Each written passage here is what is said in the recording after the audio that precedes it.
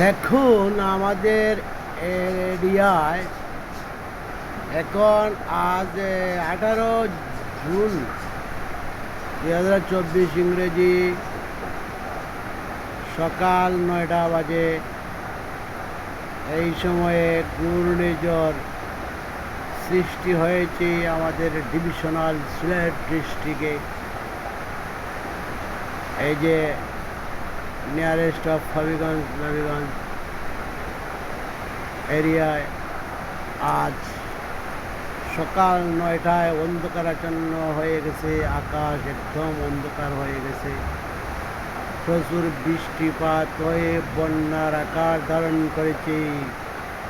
এখন উপায় তো আর কিছুই দেখছি না, মনে হয় এই সিলেট ডিভিশনটা ফ্লাড হয়ে যাবে, আর বাঁচার কোনো উপায় নেই। দেখুন এই হচ্ছে আজকে 18 জুনের পরিবেশ পরিস্থিতি। এই যে থান্ডার স্টর্ম, হেভি রেইনিং শুরু হয়ে গেছে। এই অবস্থা সৃষ্টি হয়েছে আকাশে। ক্লাইমেট এত চেঞ্জ হয়েছে, দুর্যোগপূর্ণ আবহাওয়া সৃষ্টি হয়েছে। কেন যে এত সব হচ্ছে এই সিলেট ডিভিশনাল ডিস্ট্রিক্টে এবং বাংলাদেশ, সমস্ত বাংলাদেশের উপর দিয়ে এত কালো অন্ধকারাচ্ছন্নময় এই যে ঝড় বৃষ্টি তুফান এগুলা সৃষ্টি হচ্ছে। কী যে হবে এই কয়েকদিনের ভিতর জানা যাচ্ছে না, বোঝা যাচ্ছে না যে কী অবস্থা ধারণ করেছে। দেখুন এই যে বৃষ্টির আলামতটা দেখলেই তো বোঝা যায় যে বৃষ্টির অবস্থাটা এবং প্রকৃতির যে রুদ্র আকার ধারণ করেছে, রুদ্র রূপ ধারণ করেছে। এটা থেকে সিলেট ডিস্ট্রিক্টের মানুষ বাঁচবার কোনো উপায় নেই। দেখুন এবার আমাদের উপায় নেই, তো এখন বন্যা হয়ে যাবে, হয়ে গেছেই তো অলরেডি।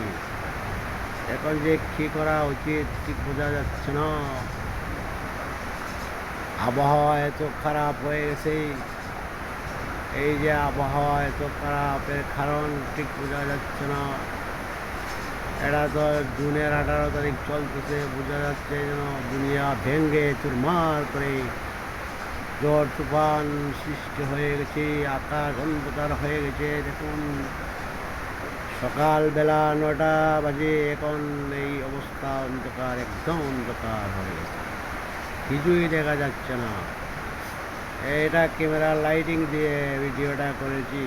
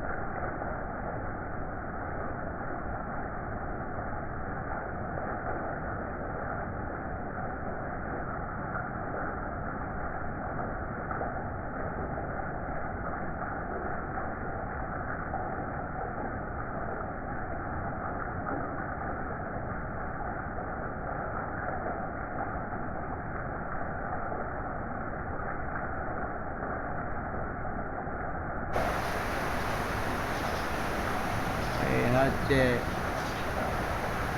পরিস্থিতি, একদম অন্ধকার, রাতের মতো অন্ধকার হয়ে গেছে।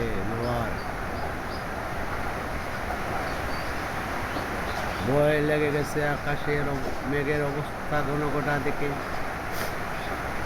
যে কী যে হবে, হতে চলেছে সেটা তো বোঝা যাচ্ছে না।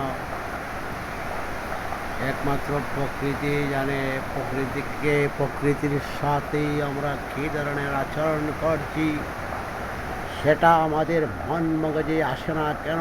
প্রকৃতির বিরুদ্ধে সবসময় আমরা কাজ করে যাচ্ছি। বিভিন্ন টেকনিক্যাল, বিভিন্ন কনস্ট্রাকশন, বিভিন্ন against of the nature we are creating all of things. So the world, the planet earth feeling to violent and harmful act. Okay, then thanks.